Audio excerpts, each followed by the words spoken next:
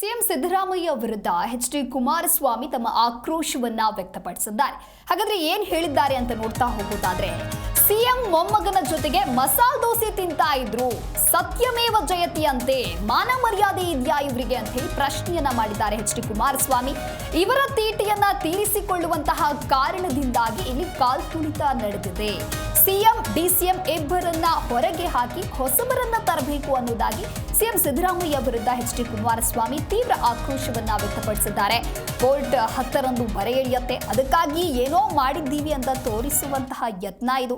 Magistrate ತನಿಖೆ ಅಂತ ಹೇಳಿದ್ರು ಮೊದಲು, ಈಗ ಪುನಃ ತನಿಖೆ ಜೊತೆಗೆ ಸಿಐಡಿ ತನಿಖೆ ಅಂತ ಹೇಳ್ತಾ ಇದ್ದಾರೆ. ಯಾವ ವರದಿಯನ್ನ ಹಾಗಾದ್ರೆ ಸರ್ಕಾರ ಎಕ್ಸೆಪ್ಟ್ ಮಾಡುತ್ತೆ?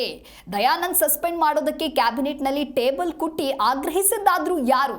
ರಾಜಕೀಯ ಕಾರ್ಯದರ್ಶಿ ಮಾಡ್ಕೊಂಡಿದ್ದಾರಲ್ಲ ಅಂತವರನ್ನ ಮೊದಲು ಹೊರಹಾಕಿ, ಯಾರ್ಯಾರು ಹೇಗೆ ನಡೆದುಕೊಂಡಿದ್ದಾರೆ ಅನ್ನೋದು ಈ ತನಿಖೆಯಿಂದ ನ್ಯಾಯ ಸಿಗೋದಿಲ್ಲ. ನಿನ್ನೆ ಘಟನೆಗೆ ಇನ್ನು ಹೈಕಮಾಂಡ್ಗೆ ಮರ್ಯಾದೆ ಇದ್ರೆ ಸ್ವಲ್ಪನಾದ್ರೂ ಅವರಿಗೆ ಮರ್ಯಾದೆ ಉಳಿಯತ್ತೆ. ಭಯ ಭಕ್ತಿ ಇಲ್ಲದೆ ಇರುವಂತಹ ಸರ್ಕಾರ ಇದು. ಇಂತಹ ಆಡಳಿತವನ್ನ ನಾವು ನಿರೀಕ್ಷೆ ಮಾಡಿರಲಿಲ್ಲ ಅನ್ನೋದಾಗಿ ಎಚ್.ಡಿ. ಕುಮಾರಸ್ವಾಮಿ ಆಕ್ರೋಶ ವ್ಯಕ್ತಪಡಿಸಿದ್ದಾರೆ.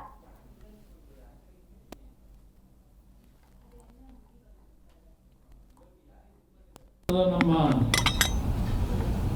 RCB ಫ್ಲಾಗ್ ಒಂದು, ಇನ್ನೊಂದು ನಮ್ಮ ಕನ್ನಡ ಫ್ಲಾಗ್.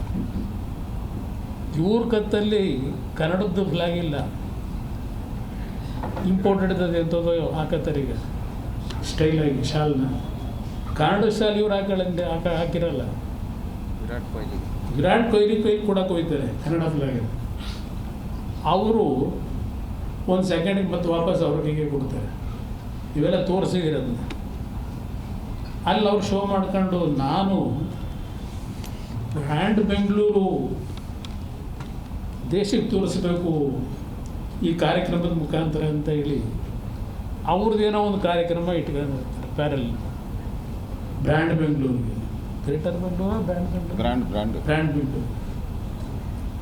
ಸರಿ, ಅದು ಮುಗಿಸ್ಕೊಂಡು ಕಾರಲ್ಲಿ ಇವರೇ RCB ಫ್ಲಾಗ್ ಇಟ್ಕೊಂಡು ಏನು ಇವರೇ ಗೆಲ್ಲಿಸ್ಕೊಂಡ್ಬಂದಿದ್ದೀನಿ ಮ್ಯಾಚ್ನ ಅಂತ ಅನ್ನಂಗೆ ಮುಂದಗಡೆ ಪೈಲಟ್ ಮಾಡ್ತಾರೆ. ಇಲ್ಲಿ ನಮ್ಮ ತಾಜ್ ಹೋಟ್ಲರಿಗೆ ಅಲ್ಲಿ ಬಿಟ್ಬಿಟ್ಟು ಹೋಗೋದು ಒಂದು ಭಾಗ. ಆಮೇಲೆ 11:30 12 ಗಂಟೆಗೆ